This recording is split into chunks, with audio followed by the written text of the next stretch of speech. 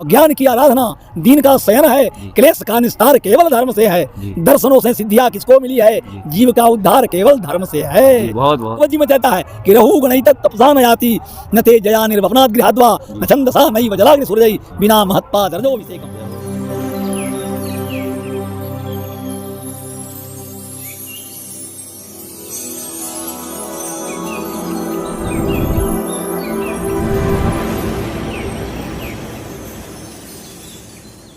अभी आप जो चर्चा कर रहे थे जिसकी व्याख्या, तो यही एक सत्य है। चला लक्ष्मी चला प्राणा चलम जीवित यौवनम चला चले च संसारे धर्म एको ही निश्चला।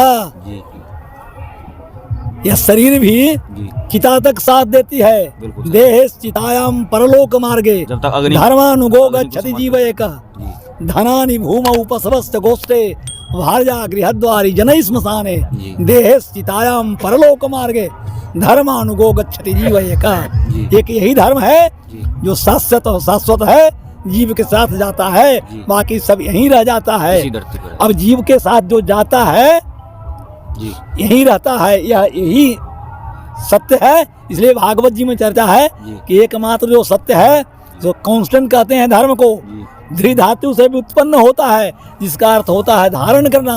इसका कहते हैं संस्कृत व्याकरण में धारणात इति धर्म, जो धारण करने योग्य है वह धर्म है।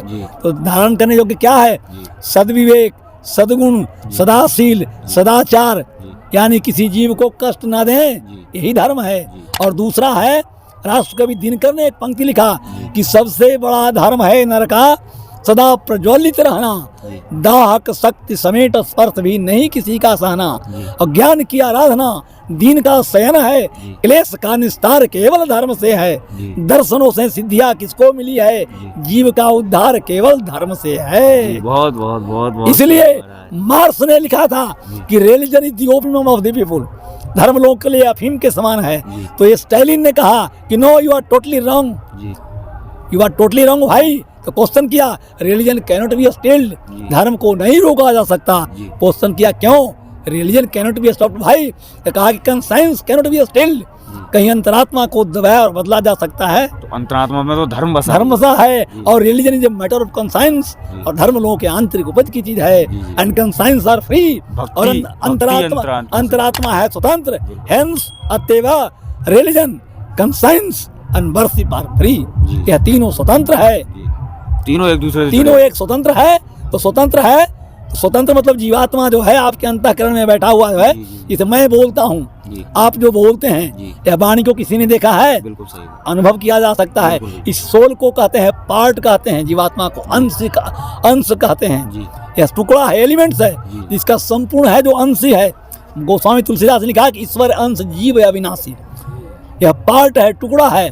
तो यह स्वाभाविक है परमात्मा का, यह स्वाभाविक है कि जो गुण उसमें है परमात्मा में है, वह गुण आत्मा में होना स्वाभाविक है। क्योंकि उदाहरणार्थ मिश्री का कोई भी कण होगा, उसका टुकड़ा होगा, कभी तीतापन उसमें नहीं होगा, वो भी मीठा ही होगा।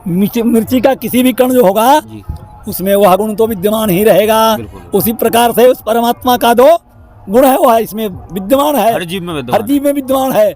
आवश्यकता है इसे पहचानने के लिए। लेकिन महाराज जी वो संसार में आके जो बट जाते हैं, हाँ, जो भक्ति से दूर हो जाते हैं। इसके 6 प्रकार के मित्र हैं आपके अंतःकरण में। इस जीवात्मा के 6 मित्र हैं जो वास्तविक में इसके शत्रु हैं, परंतु उसे लोग जीवात्मा मित्र बनाता है।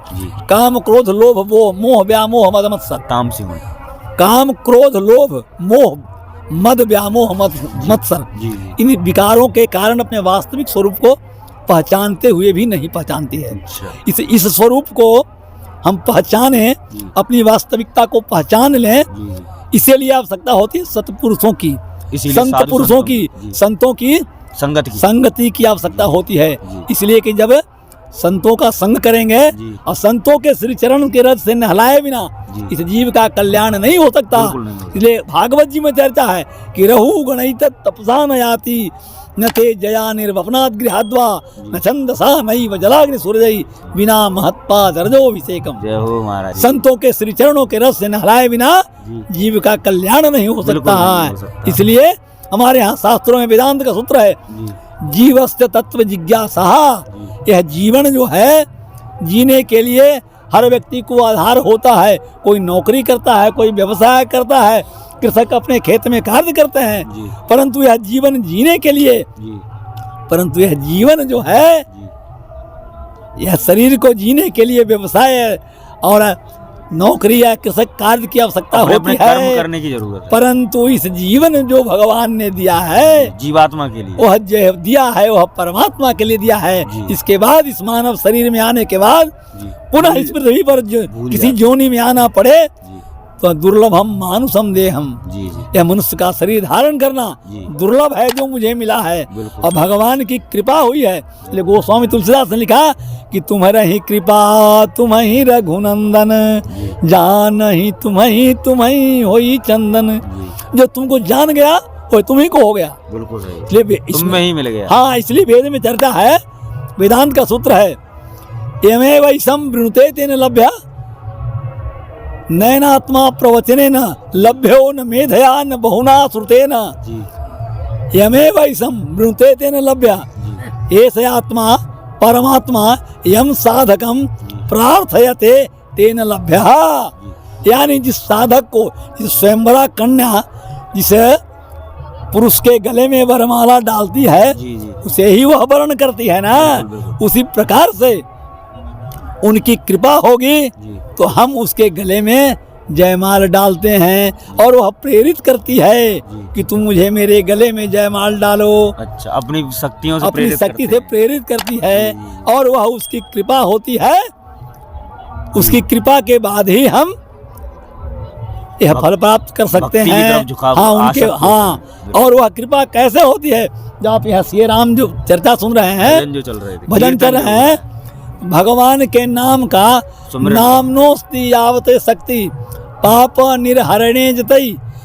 भगवान के एक बार नाम उच्चारण करने में जितनी शक्ति है, पापियों को पाप करने की उतनी शक्ति नहीं है। जीवन भर जो पाप करता है, जी अनेक जन्मों में पाप यदि करने की शक्ति उतने नहीं है जितने कि भगवान का एक बार नाम एक उच्चारण बार वो नाम ले ले। एक बार नाम उच्चारण जी। कर दे तो वह उसके भगवान अपना शरण ग्रहण कर लेते हैं। बिल्कुल। इसलिए उनकी प्रतिज्ञा है जी। वाल्मीकि रामायण में और भागवत जी में भगवान ने प्रतिज्ञा किया है कि सक्रदेव प्रपन्नाय तमास्मीति जयाचे जी। अभयम सर्वभूतेभ्यो जी। ददाम्ये तद्व्रतम ममा। जी यानी एक बार यदि जीवात्मा कह देता है कि मैं आपका हूँ, जी मैं आपके शरण में हूँ, जी, तो चाहे मन से चाहे ऊपर के मन से किसी कह दे। भी अच्छा किसी भी रूप में जी। उसे यदि स्मरण कर लेता है कि मैं आपका हूँ, भगवान उसे आत्मसात कर लेते हैं। दृष्टि ऐसे हो दयालु, ऐसे दयालु शरण शरण कृपालु भक्तवत्सल जी। को छोड़कर यदि दूसरे का कोई सहारा लेता हो तो उससे बड़ा मूर्ख कोई नहीं। बिल्कुल सही, बिल्कुल। और जीवन की सार्थकता इसी में है। सत्य यही है, हाँ, स्मरण करना। हाँ, बस भगवत स्मरण करना, तुम- भगवत भजन करना, भगवत आराधना करना। बिल्कुल। और कलयुग में यही ऐसा है कि लाख गोकोटि दानम ग्रहणे सुकाशी प्रयाग गंगायुत कल्पवास यज्ञायुतम मेरु सुवर्ण दानम गोविंद नाम नाम न समम न तुल्यम। जी हम कल्प कल्पांतर वास करते हैं, जी। कल्पवास कर रहे हैं प्रयाग में, जी सब कुछ कर रहे हैं। जी ये सारे पुण्य जो हैं भगवान का एक बार गोविंद का उच्चारण करते हैं, नामोच्चारण करते हैं, जी, जी। श्री राम कह लेते हैं, श्री कृष्ण कह लेते हैं, श्रीमन नारायण कह लेते हैं, सारी चीजें सारे उसके पलड़े के सामने झुक जाते नभ हैं। जाते उसका पलड़ा भारी रहता है। जी, जी। इसलिए गोविंद नाम नाम न समम न तुल्यम। तो महाराज जी, मैं जानना चाहूँगा कि महाराज जी जो हैं, आपने बताई थी कि उनके वो हाँ। हैं, तो इनके बारे में थोड़ा मुझे बताएं कि महाराज जी कहाँ से हैं, कैसे? ये महाराज जी, जी जी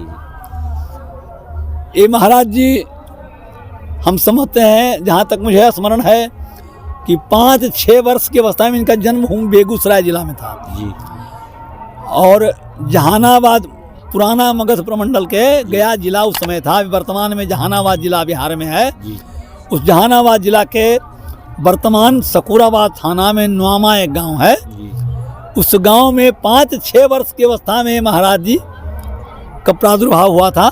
जी इनके स्वामी रामानुजाचार्य जी महाराज जी। लाए थे। अच्छा। और 5-6 वर्ष की अवस्था के बाद से ही ये बाल रूप से जी परमहंस जीवन बिताए हैं। जी अभी वर्तमान में वहाँ पर 50 वर्षों तक ये रहे। वर्तमान में ये बाढ़ है पटना जिला में। जी जी बाढ़ जो है वहाँ भी एक स्थान निर्माण किए हैं जहाँ पर ये भी समय अधिक व्यतीत करते हैं। जी। और बाढ़ है, जैतपुर है, इत्यादि कई स्थानों के मठाधीश हैं। अच्छा। और प्रयाग में भी झूसी में एक निर्माण कार्य कर रहे हैं ताकि लोगों को, हम जैसे लोगों को आने के बाद यहाँ रहने की सुविधा हो। अच्छा, रहने की सुविधा हो, भक्त आए वो ठहरें और सभी अपने भक्तों के यहाँ से एक मुट्ठी राशि उपार्जित करके सबको खिलाते हैं हर महीने और सबको कल्याण के लिए प्रेरित करते हैं। यह जीवन की दिनचर्या है। बहुत सही, बहुत सही। आकाशवृत्ति से चलता है। अच्छा अच्छा, आकाशवृत्ति से चलता है, आ जाता है, आ रहा है, जा रहा है, भगवान की कृपा है। यह उनकी कृपा, यह उनकी कृपा है और इनकी कर्मठता है। जी जी, बिल्कुल सही, बिल्कुल सही। तो दोस्तों आप देख रहे हैं कि महाराज जी ने कितने अद्भुत और दिव्य तरीके से इस प्रयाग की महिमा का वर्णन किया है। यहाँ जो भक्त आते हैं और क्या करें यहाँ आकर, वो सारी जानकारी इन्होंने महाराज जी ने दी है। और देख रहे हैं आप कि प्रयाग जो तीर्थों का राजा है उसकी क्या महिमा है। अगर जो यहाँ एक बार अगर एक पल भी बिताता है तो उसे लाखों करोड़ों जो हमारे हिंदू धर्म में, हिंदू सभ्यता में, हिंदू संस्कृति में जो तीर्थ स्थल हैं उनका पुण्य प्राप्त होता है दोस्तों। इसी तरह यहाँ आएँ और जो प्रयागराज है यहाँ आकर यहाँ गोते लगाएं, आस्था में डुबकी लगाएं दोस्तों। और जो इस 2025 में महाकुंभ है उसकी तैयारी है और उसको तैयारी को देखते हुए सरकार भी बहुत अच्छी व्यवस्था कर रही है। आएँ एक बार और आस्था की डुबकी लगाएं और अपने धर्म को ऐसे ही आगे लेकर चलें। जो सनातनी धर्म है, जो बहुत ही पुराना धर्म है, सबसे पुराना धर्म वो हिंदू धर्म है, और इसको और ज़्यादा प्रचार करें, प्रसार करें इसका।